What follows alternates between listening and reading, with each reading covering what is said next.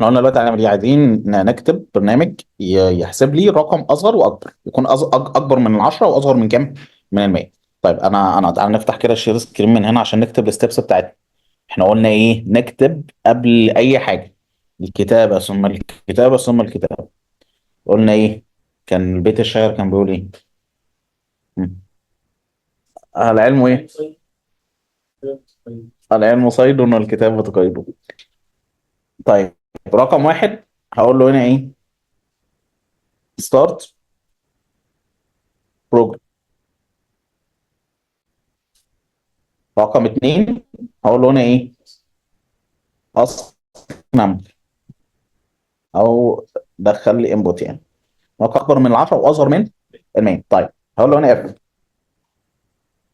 نمبر. خلينا مثلا نقول ده ان.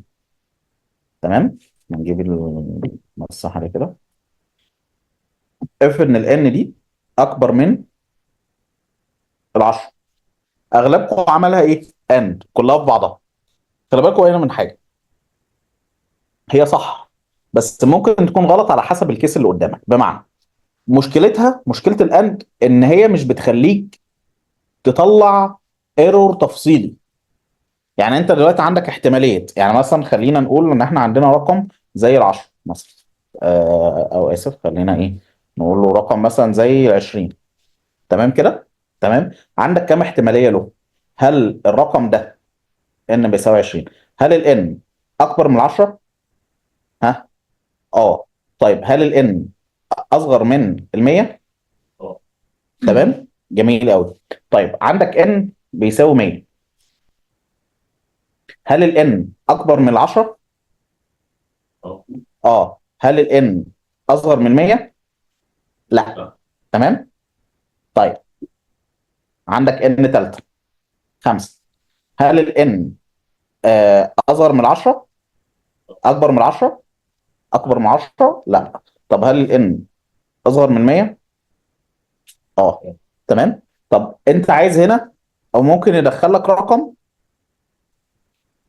لا، هي ده بس الحالتين. فانت عايز هنا تقول له ايه؟ تقول له هنا your number must be. هو كان مشكلته هنا انه اكبر من 100. must be less than ال 100. تمام. وهنا تقول له ايه؟ تقول له your number must be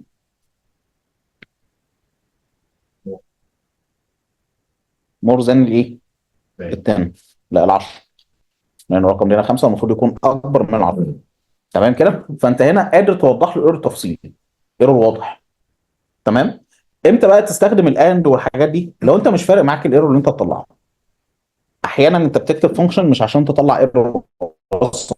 هي في الاساس الفانكشن دي ما بتعملش حاجه لليوزر، هي بتعمل حاجه داخليه كده عندك. تمام. فانت عايز ترو فولس بس وخلاص، يا ترو يا فولس ايا كان هو ايه نوعيه الغلط، انت عايز بس كلمه فولس.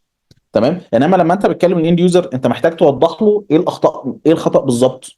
تقول له ده يعني مثلا، عارف انت زي ما بتدخل ايميل وباسورد، فاحيانا تكتب كده الايميل يقول لك لا خلي بالك ده الايميل ده نفسه هو الغلط مش الباسورد. سيبك من الباسورد دلوقتي، الايميل نفسه هو الغلط.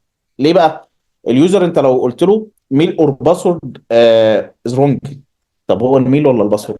فيقعد يعمل ايه بقى؟ يقعد يغير في الباسورد، هو اصلا الميل نفسه مكتوب غلط. طب ما تعمل له تشيك الاول على الميل، بعد كده اعمل له تشيك على الباسورد بس. بالظبط، فاهم الفكره؟ تمام.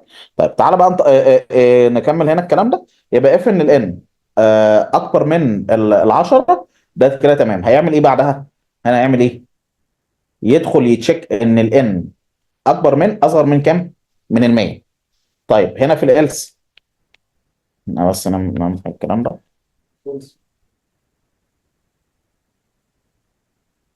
هنا في الالس بتاعت الاف دي خلي بالك، الالس ده يعمل هنا ايه؟ هيقول له يور نمبر او يور ان ماست بي اكبر من 10. تمام. طيب هنا ده لو هو هنا كده تمام. طب لو الالس هيقول له ايه؟ هيقول له يور نمبر او يور ان ماست بي اصغر من كام؟ من 100. شكرا. تمام كده؟ تمام. مش هعملها هنا بالامر. طب تعالى نمشي الخطوات دي كده ستيب باي ستيب. نوقف كده.